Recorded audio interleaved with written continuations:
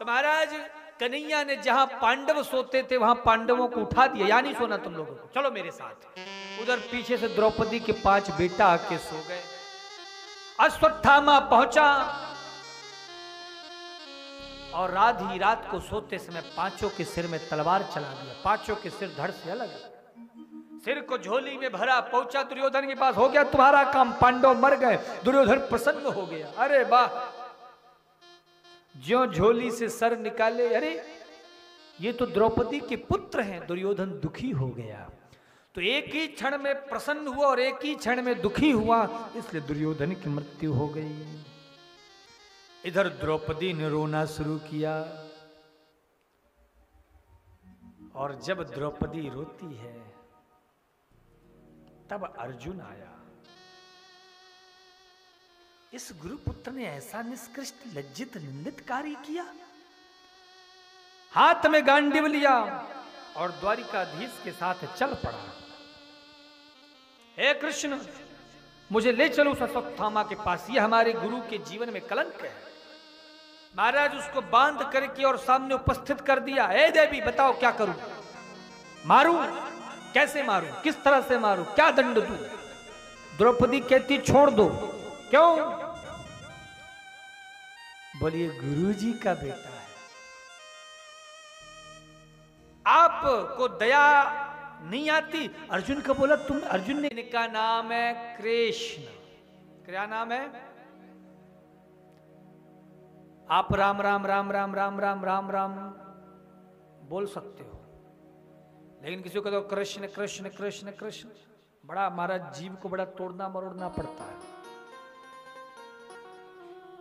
ये खुद भी टेढ़े हैं, इनका काम भी टेढ़ा है, इनका स्वभाव भी टेढ़ा है, इनका नाम भी टेढ़ा है।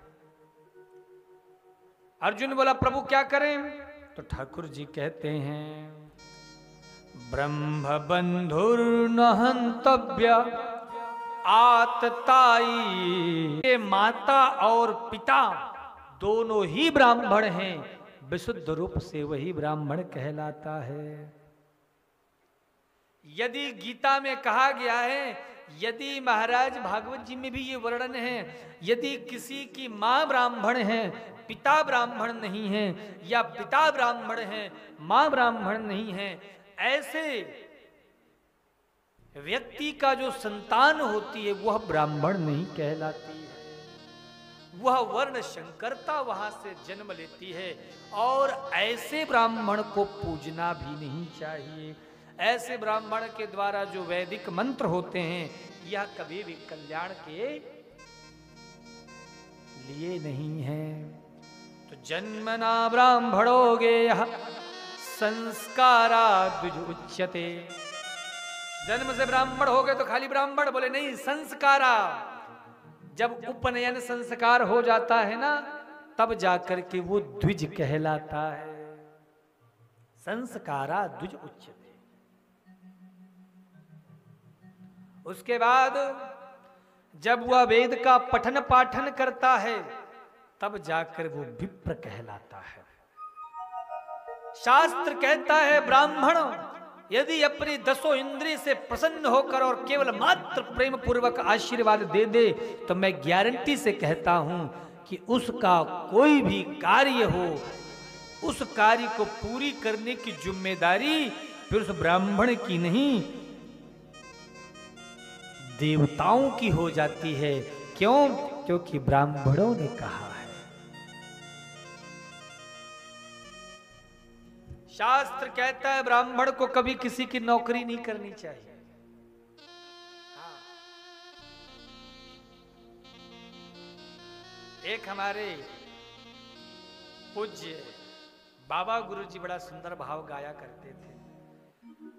मरी जाते हैं ब्राह्मण दास भई, मिट जाते हैं क्षत्रिय दान के खाए से, और मर जाते हैं बनिया बिना रोजगार के, मिट जाते हैं शूद्र सवेरे के नहाए। यदि ब्राह्मण अपनी परंपरा को, वेद को, शास्त्र को पढ़ना छोड़ करके और सेठ जी बन जाए, अरे भैया हम बड़े सेठ जी, हमारे पास फलाने फैक्ट्री जी, हमारे पास ढिकाने फैक्ट्री जी।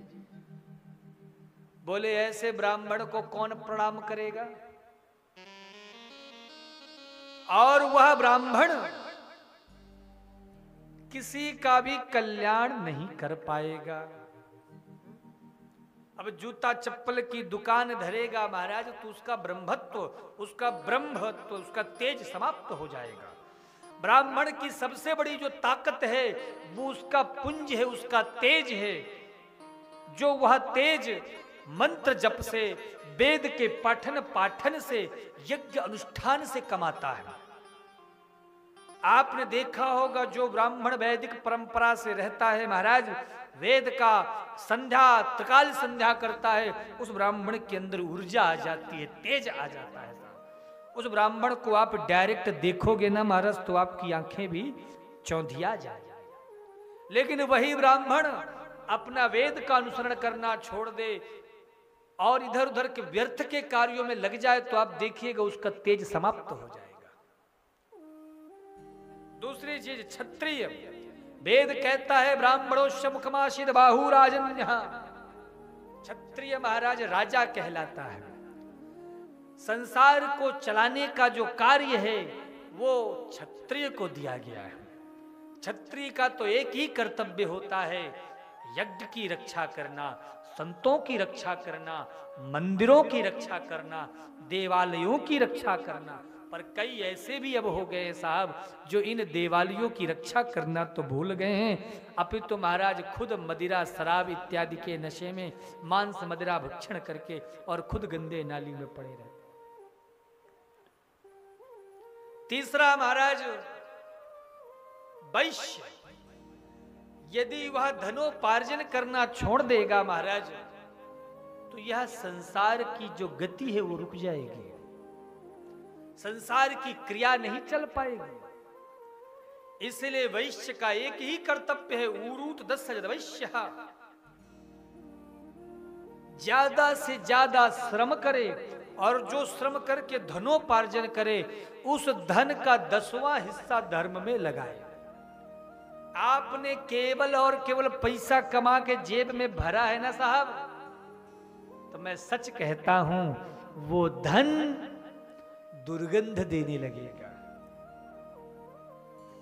उस धन में दुष्प्रवृत्तियां आ जाएंगी, आपकी जो आने वाली पीढ़ी है ना वो बिगड़ जाएगी। कितने लोग घरों में मैं गया हूं महाराज, 25-25 साल के बच्चे हैं और आके कहते हैं महाराज जी डॉक्टर बोलते हैं इसकी बुद्धि 10 साल पीछे चल रही है। बच्चा है 25 साल का लेकिन उसकी बुद्धि है 15 साल के बच्चों की तरह। मतलब हमने जीवन में कभी सत्कर्म नहीं किया, कभी धर्म में धन को नहीं लगाया, उसका परिणाम है कि आज वही धन दुर्गंध दे रहा है। इसीलिए लक्ष्मी यदि है तुम्हारे पास तो उस धन का सदुपयोग करो।